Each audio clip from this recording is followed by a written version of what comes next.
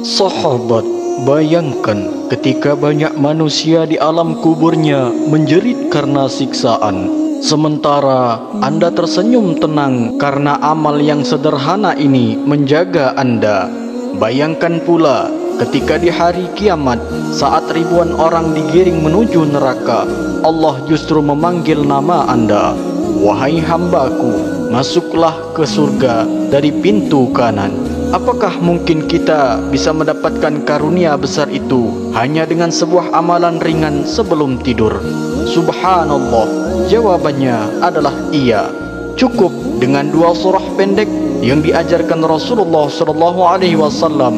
Insya Allah kita selamat dari siksa kubur, terhindar dari api neraka, dan masuk surga dengan penuh kemuliaan. Bismillahirrahmanirrahim. Assalamualaikum warahmatullahi wabarakatuh. Alhamdulillahi rabbil alamin. Allahumma salli ala sayyidina Muhammad wa ala ali sayyidina Muhammad. Amma ba'du. Sahabat Imam Muda yang dirahmati Allah, syukur alhamdulillah kita bisa berjumpa lagi di channel ini. Semoga dengan perjumpaan kita kali ini dicatat sebagai amal ibadah oleh Allah Subhanahu wa taala. Salawat dan salam selalu dan tetap tercurahkan kepada junjungan kita Nabi besar Muhammad sallallahu alaihi wasallam. Mari para sahabat, kita sama-sama ucapkan atau bisa tuliskan di kolom komentar, Allahumma salli ala sayyidina Muhammad wa ala ali sayyidina Muhammad. Semoga dengan ucapan atau tulisan salawat tadi, kita semua diakui sebagai umatnya, sehingga kelak kita mendapatkan pertolongan beliau. Harapan dan doa saya, semoga sahabatku semuanya selalu diberikan kesehatan, dilapangkan rezekinya, diampuni dosa-dosanya, dan dipanjangkan umurnya oleh Allah Subhanahu wa taala. Amin ya rabbal alamin.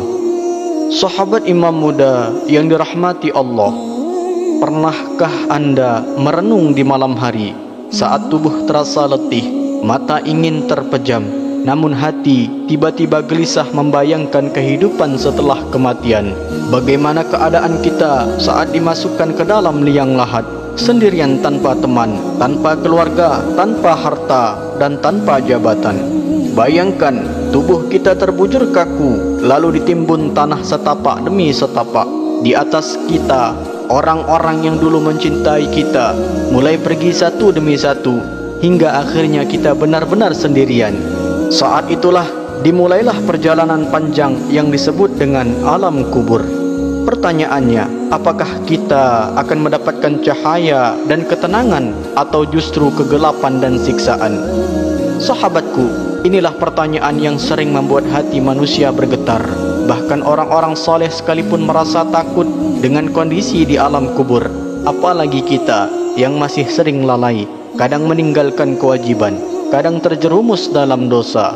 Namun kabar gembiranya adalah Allah yang Maha Pengasih tidak membiarkan hambanya tanpa jalan keselamatan.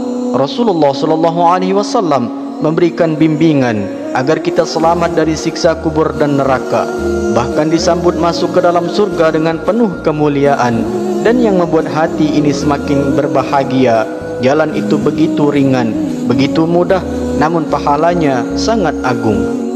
Sahabat, cukup dengan membaca 2 surah pendek sebelum tidur setiap malam. Insya Allah, Allah akan menjaga kita. Surah ini bukan hanya sekedar bacaan, tapi benteng pelindung di alam kubur, syafaat di hari kiamat, dan kunci untuk masuk surga. Maka beruntunglah orang yang mendengarkan ilmu ini, lebih beruntung lagi orang yang mau mengamalkannya. Sebab ketika banyak manusia tersiksa di kubur, engkau justru akan tersenyum tenang. Ketika banyak manusia digiring ke neraka, engkau dipanggil Allah, wahai hambaku, masuklah ke surga dari sisi kananmu. Sahabatku, sungguh ini luar biasa. Maka ikuti video ini sampai akhir. Mari kita pelajari bersama amalan apa saja itu yang akan menjadi penolong kita kelak. Namun sebelum kita lanjutkan, mari kita sama-sama berdoa kepada Allah. Silahkan para sahabat tuliskan hajat, cita-cita dan doa sahabat di kolom komentar untuk kita aminkan bersama-sama. Karena bisa kita bayangkan 40 orang saja yang mengaminkan doa kita, maka insya-Allah akan diijabah oleh Allah Subhanahu wa taala. Amin ya rabbal alamin. Dan untuk para sahabat yang baru bergabung, silahkan untuk klik tombol like, tombol jempolnya, kemudian subscribe juga dan aktifkan lonceng notifikasinya agar ketika channel ini update video terbaru, sahabatku semua langsung dapat notifikasinya. Terima kasih, semoga Allah balas semua kebaikan anda. Sahabat imam muda yang dirahmati Allah, ada sebuah kisah nyata inspirasi untuk kita semua, yang mana yang diriwayatkan oleh para ulama tentang seorang laki-laki soleh di masa dahulu. Lelaki itu bukan seorang ustadz besar, bukan pula ulama terkenal. Ia hanyalah orang tua sederhana, pekerja biasa, namun ia punya satu kebiasaan yang tidak pernah ia tinggalkan. Setiap malam sebelum tidur, ia selalu membaca 2 surah pendek agung itu. Meskipun tubuhnya lelah, matanya berat, ia tetap meluangkan waktu sebentar untuk membaca 2 surah itu.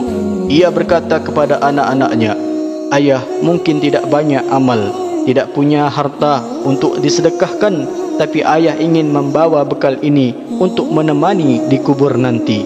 Beberapa tahun kemudian, lelaki ini wafat dengan tenang. Malam harinya ia tidur seperti biasa, membaca 2 surah kesayangannya, lalu tidak bangun lagi. Anak-anaknya bercerita, wajah beliau begitu berseri, seolah-olah tersenyum saat disemayamkan.